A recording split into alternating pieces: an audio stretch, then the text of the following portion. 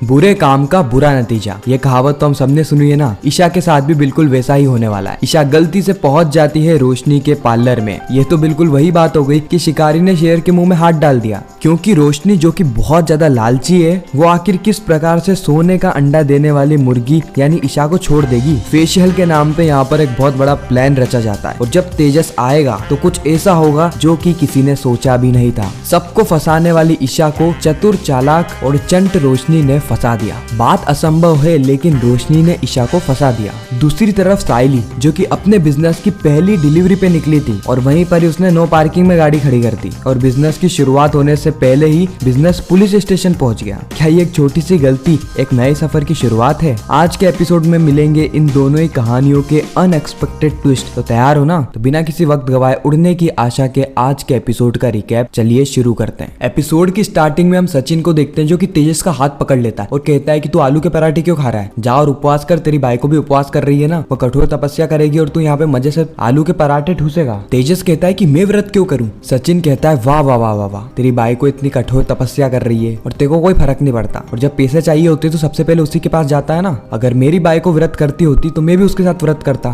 क्यों साइली, करता कि नहीं? साइली कहती है हाँ हाँ काकू, सचिन व्रत करता है। रेणुका कहती कि सचिन सही कह रहा है, तेजस तू कुछ नहीं खाएगा, तू भी रोशनी के साथ व्रत करेगा। तो यहाँ पे रोशनी के साथ साथ तेजस की भी वाट लग जाती है। यह देख के रोशनी तेजस को लेके अपने काम की ओर निकल जाती है। इस ओर हम सचिन को देखते हैं जो कि आलू के पराठे खा रहा होता है। उसी वक्त उसे ईशा का फोन आता है, क्योंकि ईशा ने सचिन का नंबर ले लिया था और आज के दिन ईशा को कहीं पर भी जाना होगा तो वो सचिन को ही कॉल करेगी। सचिन ईशा को पिक कर लेता है और सीधे ट्रेवल एजेंसी के पास लेकर आता है, क्योंकि यहीं पर ही जाके ईशा को अपनी फ्लाइट की टिकट बुक करनी थी कनाडा के लिए। वो सचिन को 10 से 20 मिनट बाहर रुकने को कहती है और चले जाती है ट्रेवल एजेंसी के पास। ट्रेवल एजेंसी के पास जाने के बाद उसे पता चलता है कि दो लोग उसके लिए इंक्वायरी करने आए थे। एक का नाम था तेजस देशमुख और दूसरी का नाम था रोशनी। सबसे पहले तो ईशा ये बात सुन के शॉक हो जाती है, क्योंकि फर्स्ट ऑफ ऑल ईशा को तो यह लग रहा था कि 1 साल से ऊपर हो गया है और अब तो तेजस मुझे भूल ही गया होगा। और दूसरा, ईशा को यह बात समझ में नहीं आ रही थी कि तेजस के साथ वह लड़की यानी रोशनी आखिर है कौन। ईशा वहाँ के एजेंट को कुछ पैसे दे देती है और कहती है कि किसी को भी मेरी डिटेल मत बताना, किसी भी हालत में, किसी को पता नहीं लगना चाहिए कि मैं मुंबई में ही रहती हूँ। और यहाँ पर जो ईशा रिलैक्स लग रही थी वो कहीं ना कहीं टेंशन में आ गई थी। उसे लग रहा था कि अगर मैं जल्द से जल्द शहर छोड़ के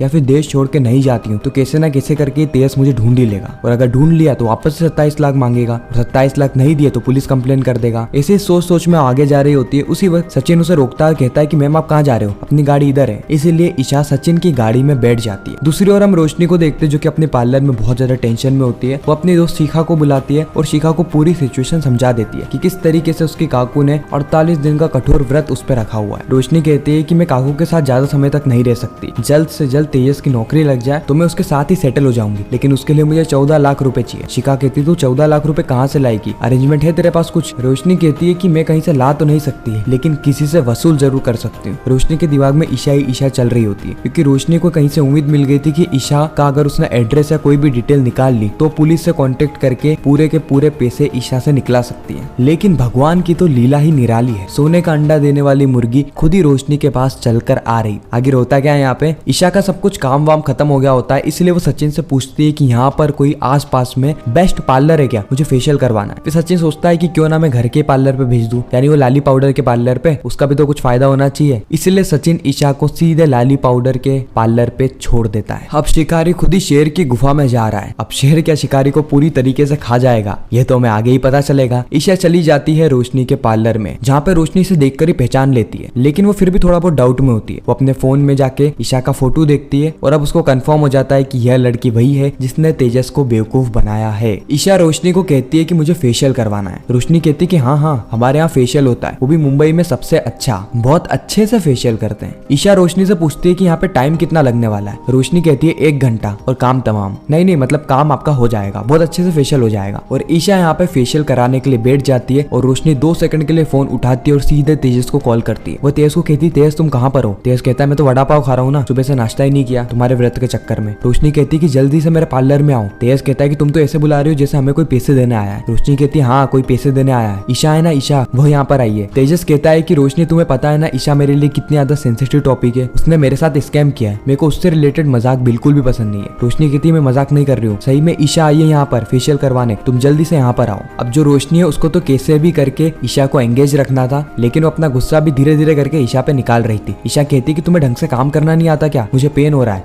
रोशनी कहती है कि सिर्फ 5 से 10 मिनट का पेन है, उसके बाद आपकी स्किन ऐसी हो जाएगी ना कि आप कहीं पर भी रहती हो लोग आपको देखते रह जाएंगे। ईशा कहती है कि मैं कनाडा में रहती हूँ और मेरी फ्लाइट है अभी कनाडा की, इसलिए जल्द से जल्द करो, ज्यादा बातें मत करो। और कुछ ही पलों के अंदर वहां पर तेजस आ जाता है। जैसे ही ईशा तेजस को देखती है वो वहां से भागने की कोशिश करती है, लेकिन रेणुका ईशा का हाथ पकड़ लेती है और उसे वापस से कुर्सी पे बिठाती है और कहती है कि तुम यहाँ से नहीं जा सकती। ईशा कहती है तुम होती कौन हो मुझे यहाँ से भेजने वाली। तेजस कहता है वाइफ है ये मेरी। तेजस कहता है कि ईशा तुमने मेरे साथ ऐसा क्यों करा, तुम्हें तो पता था ना मेरे वो 27 लाख रुपए मेरे नहीं थे बल्कि बाबा के पेंशन के थे, जिससे कि मैं आगे जाके बिजनेस स्टार्ट करने वाला था, लेकिन तुम वो सारे पैसे लेके उड़न छू हो गई। ईशा कहती है कि तुझ जैसे आदमी से नौकरी ढंग से नहीं होती तो बिजनेस क्या खाक करेगा। रोशनी कहती है कि तुम ढंग से बात करो, और वैसे भी वो पैसे तुम्हारे तो थे नहीं, वो तेजस के थे। वो नौकरी करे बिजनेस करे हवा में उड़ा दे, उससे क्या, उसके पैसे उसको वापस करो, नहीं तो तुम इस देश से बाहर क्या इस पार्लर से भी बाहर नहीं जा सकती। ईशा कहती है कि उसे कंपनसेशन के रूप में समझो, पूरे 6 महीने में इस खजूर के साथ में रही थी। रोशनी कहती है कि कितनी गिरी हुई औरत हो तुम, किसी के साथ में रहने का तुम कंपनसेशन मांग रही हो, जल्द से जल्द 27 लाख रुपए लौटा दो। ईशा यहाँ पर बहुत ज्यादा गुस्से में होती। दूसरी ओर हम साइली को देखते हैं जो कि अपने बिजनेस को स्टार्ट कर चुकी है। साइली को सचिन ने एक एक्टिवा ला के दी है जिससे कि वह घर घर जाके फूड की डिलीवरी कर रही है। और जैसे ये बात साइली के जान पहचान वालों को पता चली, उन्होंने धड़ाके से साइली को ऑर्डर पे ऑर्डर दे दिए और पहले ही दिन साइली की जो सेल है वो अच्छी खासी हो गई। लेकिन अभी भी काम पूरा नहीं हुआ था। जब उसकी दुकान थी तो बस उसको वरमाला बना के रखनी थी या फिर फूल बस अपनी दुकान पे सजाने थे, लेकिन अब ऑर्डर के साथ साथ उसे डिलीवर भी करना है, इसीलिए वो अपनी एक्टिवा उठाती है और डिलीवरी के लिए निकल जाती है। लेकिन यहाँ पर साइली से गलती हो जाती है, क्योंकि साइली ने आज से पहले ऐसा काम कभी भी नहीं किया है। तो सबसे पहले तो उसे ये नहीं पता कि लाइसेंस की जरूरत होती है। वो सिर्फ हेलमेट टांगती है और गाड़ी चलाने के लिए निकल जाती है। अब होता क्या है कि जल्दबाजी में वो नो पार्किंग का बोर्ड नहीं देखती है और खाली जगह उसको जहाँ मिलती है वहां पर जाके अपनी गाड़ी को लगा देती है और फुल डिलीवरी के लिए चली जाती है। हालांकि जब वो डिलीवरी करती है तो उसे बहुत ज्यादा तारीफ सुनने को मिलती है। वो औरत कहती है कि साइली जैसे ही मुझे पता चला ना कि तू फूलों की डिलीवरी कर रही है, मैंने जल्दी से तेरे को पहला ऑर्डर दे मारा। तो बहुत लकी है कि तेरे घर वाले तेरे को इतना आगे बढ़ा रहे हैं। साइली भी कहती है कि हाँ, सचिन हमेशा मेरे अंदर उड़ने की आशा रखता है ताकि मैं मेरे सपनों को पूरा कर पाऊं। उसके बाद जैसे साइली लौट कर जाती है तो वह क्या देखती है कि नो पार्किंग में गाड़ी रखी ही नहीं है। हालांकि वो नो पार्किंग को नहीं देखती है, वो अपनी गाड़ी को देख के चौंक जाती है। उसे ऐसा लगता है कि मेरी गाड़ी चोरी हो गई। वो पास में बैठे भिखारी से पूछती है तो भिखारी कहता है कि 2 जने आए थे हाथी को लेकर और आपकी गाड़ी हवा में उड़ रही थी। हाथी का मतलब था एक बड़ा ट्रक और 2 जने का मतलब था हवलदार। हवलदार आए थे और अपने ट्रक के अंदर